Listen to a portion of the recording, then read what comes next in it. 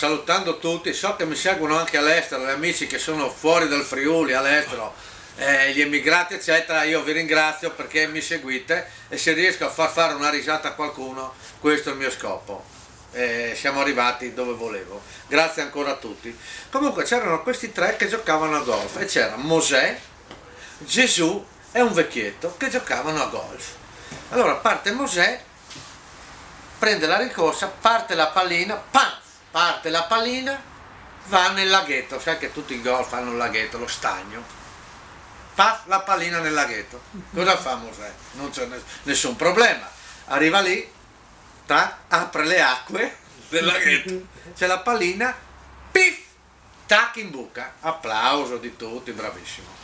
Arriva Gesù, prende la rincorsa, paf, pallina, pallina nel laghetto. Ma che problemi ci sono? Arriva Gesù, cammina sulle acque, vede la pallina, la prende, tic, paf, in buca, quindi 2 colpi.